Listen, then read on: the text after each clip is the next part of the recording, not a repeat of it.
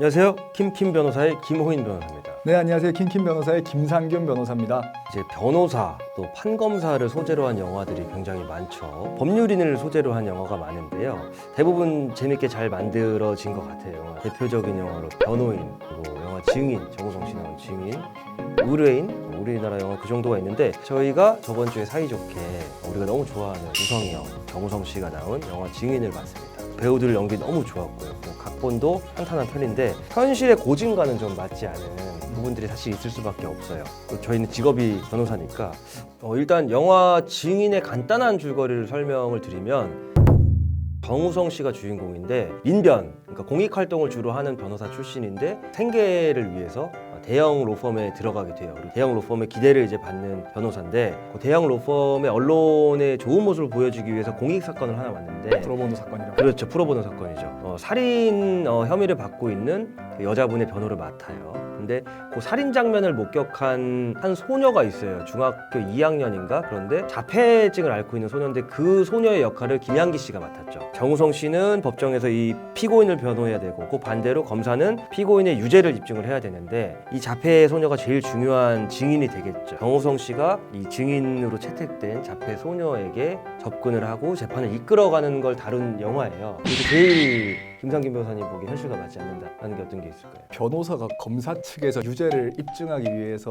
신청한 증인을 접촉한다. 그 자체가 현실에서는 안 만나주죠. 안 만나주죠. 네. 만나서 안 되죠. 일단 만나주지를 않고 그 다음에 그걸 접촉해가지고 미리 법정 밖에서 이야기를 하고 설득하는 과정에 들어가게 돼버리면 판사님이 또 안 믿어주죠. 그럼요. 신빙성 떨어지고. 신빙성 자체가 없어지는 거니까 형사 사건에서 변호인이 검찰 측 증인을 만나거나 그다음에 변호사 측 증인을 또 검찰에서 만나거나 전화해서 뭐 회유를 하거나 이런 일은 현실적으로 없어요. 왜냐하면 말을 맞춘 티가 너무 나기 때문에 변호사들이 계속해서 질문을 하거나 검사가 계속해서 질문을 하다 보면은 말 맞춘 티가 나거든요. 앞뒤가 안 맞으니까. 가능하면 저희 같은 경우도 증인을 따로 접촉을 한다기보다는 그 증인이 거짓말을 하고 있다면 그 부분을 이제 신문을 통해 가지고 해가는 과정은 있으나 사적으로 보진 않죠. 두 번째 또 어떤 거 있었죠? 제일 영화에 많이 나오는 단골 소재인데 판사석이 실제로 높은 위치에 있거든요. 그리고 변호인석과 검사석이 상대적으로 낮은 위치에 있는데 항상 판사가 불러. 검사 이리 오세요.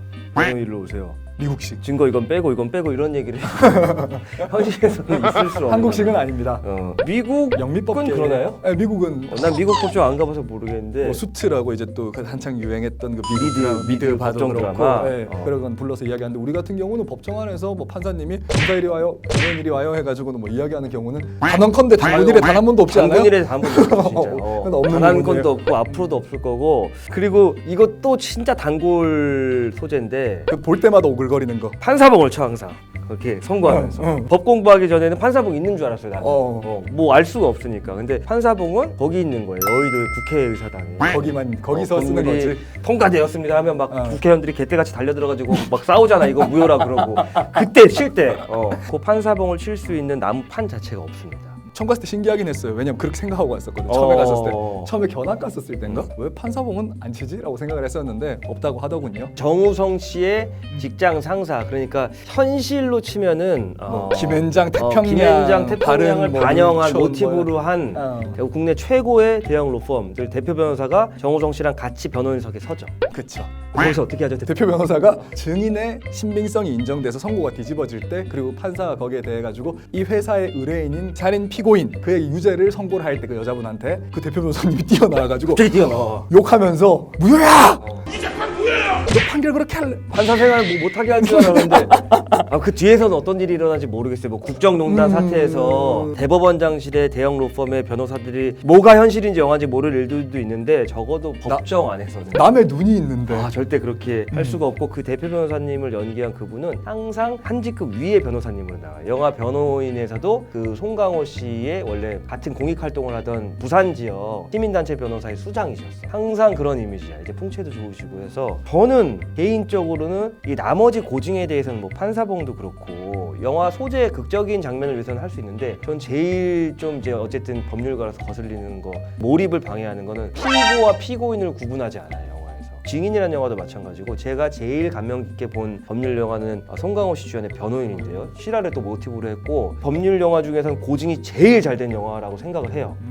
이게 문제는 우리가 피고 원고 할 때 원고 피고의 개념 좀 설명해 주세요. 민사 소송이 있고 형사 소송이 있어요. 크게 보면은 뭐 행정 소송을 논외로 하고 민사는 개인 대 개인의 소송인데 여기서 원고와 피고가 있습니다. 원고는 청구하는 사람, 피고는 청구 당하는 사람. 그리고 형사 소송은 원고 피고가 있는 게 아니라 피고인이라는 사인이 있고 나머지 상대방은 검사입니다. 처벌하기 위해서 수사하고 그다음 이 사람을 처벌해달라고 법원에다 기소한 사람 거기 대 상대가 되는 그게 피고인. 그러니까 형사소송에서는 원피고의 개념이 나올 수가 없고 민사소송에서는 피고인의 개념이 나올 수가 없는 거죠. 일반 시청자들이 보시기에 당연히 신경이 안 쓰이실 텐데 저희 같은 어쨌든 변호사뿐만 아니라 법원 공무원분들 마찬가지고 저희가 보다 보면 갑자기 형사사건인데 피고로 찾으니까 몰입이 확 깨지는 거예요. 유사한 사례 중에 하나가 그 영화 변호인 있잖아요.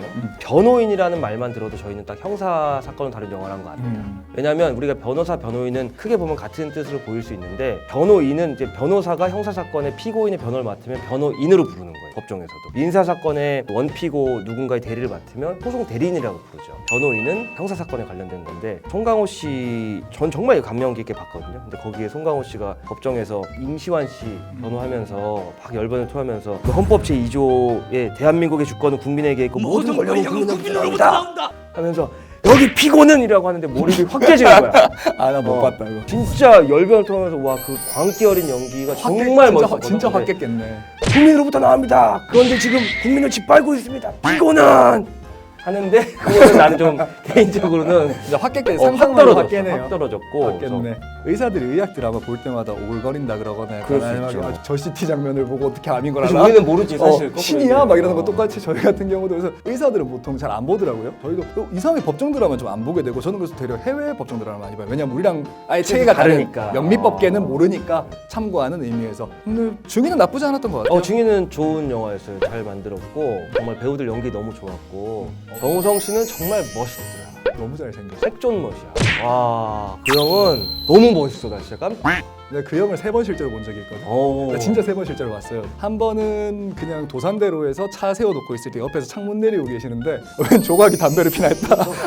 한 번은 더 전이다. 옛날에 제가 대구 살 때 10대 때 옷을 사러 들어갔는데 사인에 지크라는 브랜드였을 거예요. 사인하고 계셨고. 티셔츠 사러 갔는데 여기 들어오면 안 된대. 막아. 갑자기 옆에서 어떤 나보다 머리 하나 더 있는 사람이 꼭 사러 오셨어요? 안 했지.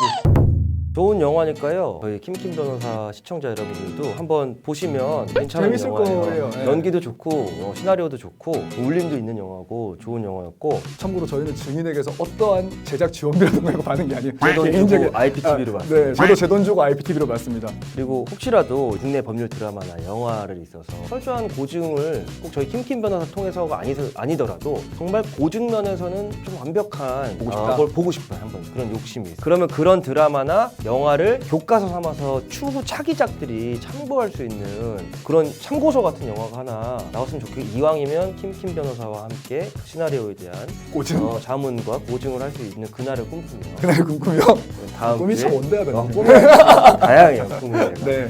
다음 주에 다시 찾아뵙겠습니다. 감사합니다. 네, 감사합니다. Rent a car you can't afford. Put on a song that we both know. Let your hair out in the wind. Put the pedal to the floor. Flame your light, take a smoke. Put your broken rib off. Wafers on. Doesn't matter if the sun goes down. We'll still be up, still be up. Don't care about the place we